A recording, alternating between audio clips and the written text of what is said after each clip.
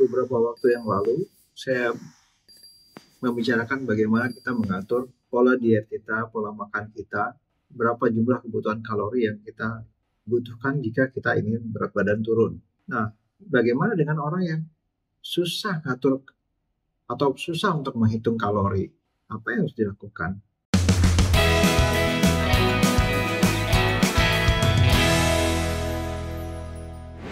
Untuk Anda yang tidak ingin menghitung kalori, ada cara lain untuk dapat melakukan menurunkan berat badan, yaitu dengan cara mengatur jendela makan kita.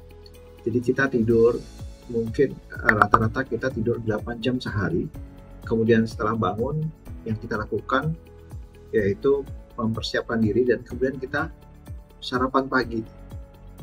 Dan kemudian kita ada makan siang, kemudian ada sore, cemilan, kemudian kita ada makan malam. Dan mungkin ada beberapa sebelum tidur juga mungkin harus meminum sesuatu sebelum tidur atau cemilan sebelum tidur. Sehingga kalau 8 jam kita pada saat kita tidur kita tidak makan, itu artinya kita 8 jam berpuasa. Nah, kemudian ada waktu 16 jam itu jendela makan kita. Jadi kita bisa mengatur, kalau kita tidak ingin menghitung kalori, ada cara lain yaitu mengatur jendela makan yang disebut sebagai intermittent fasting.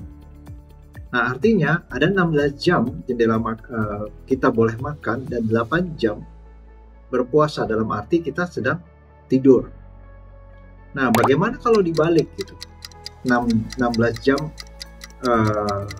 kita tidak makan, dalam waktu 16 jam kita tidak makan, dan 8 jam waktu kita untuk makan.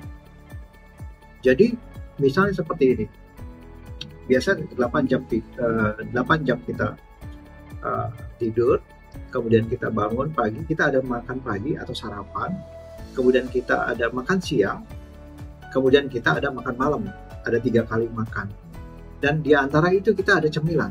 Jadi cemilan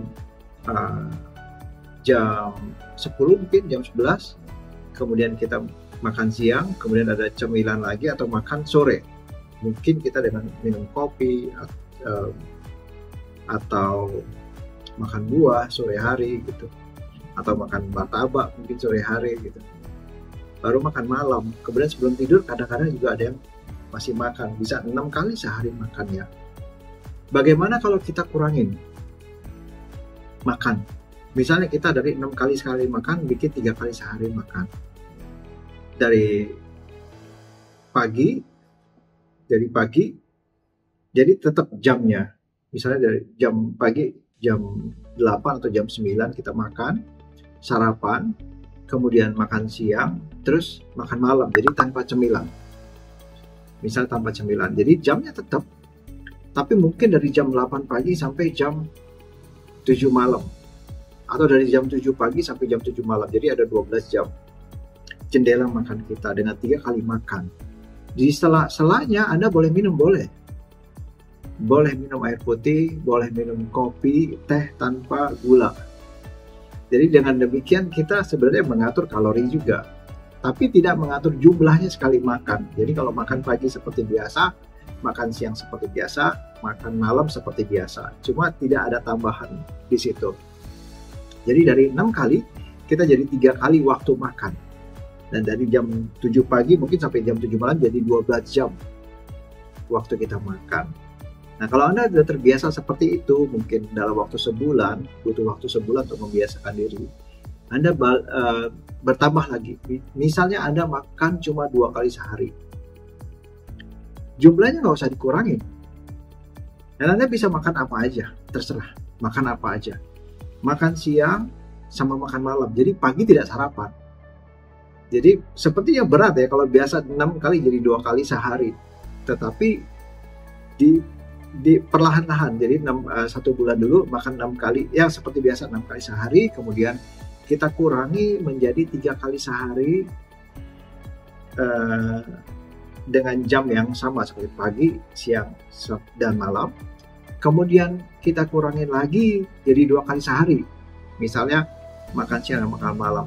Jadi kalau kita makan siang jam 11 atau jam 12 siang dan kemudian makan malam jam 7, berarti kita hanya punya 7 jam. Tadinya 16 jam makan atau waktu kita makan, kemudian jadi 12 jam, kemudian sekarang menjadi 7 jam waktu makan. Nah, jadi jam makan siang dan makan malam tanpa cemilan. Jadi pagi boleh minum, boleh yang tanpa gula. Misalnya kopi tanpa gula, teh tanpa gula, sore juga seperti itu. Nah, kemudian kemudian akhirnya mungkin Anda bisa dikurangi lagi menjadi 1 kali jendela makan atau 1 kali makan sehari. Jadi pagi bisa kopi, kemudian siang makan siang, sore bisa teh misalnya, malam tapi minum terus, nggak apa-apa, minum nggak apa-apa terus. Nah, makan apa aja boleh. Makan siang tuh makan apa aja, jumlahnya biar aja seperti biasa. Jadi kita mengatur jendela makan dari 6 kali ke 3 kali ke 2 kali, 1 kali. Cuma memang nggak gampang. Jadi mestinya 6 kali, terus kita berubah jadi 3 kali. Kita lihat efeknya, berat badannya gimana. Berat badannya enak, lebih bagus, lebih turun misalnya. Badannya lebih enak, kemudian kita senang pertahankan 3 kali itu. Tapi kalau dari 6 kali ke 3 kali, kemudian kita merasa masih ingin menurunkan berat badan, dan berat badan kita ternyata nggak bisa lebih turun lagi daripada itu, padahal sudah mengurangi separuh. Jadi 6 kali jadi ke 3 kali makan, kurangi jadi 2 kali makan. Begitu kita kurangi 2 kali makan, berat badan kita bagus, kita nggak lemas, kita sehat, dan badannya lebih enak. Apakah perlu ke 1 kali? Nggak perlu. Jadi jangan rubah kebiasaan yang udah bagus. Tapi kalau 2 kali juga masih juga, jadikan 1 kali. Tapi itu butuh proses, bukan seminggu ya. Enggak, atau langsung besok saya mau makan sekali sehari, jangan. Begitu kita 2 kali sehari atau 1 kali sehari makan, kita akan punya problem. Berat badan kita akan turun, tetapi mungkin kebutuhan gizi kita nggak tercukupi. Karena makanan yang bervariasi itu bikin kita punya banyak kecukupan gizi seperti mineral, seperti protein, karbohidrat dan lemak.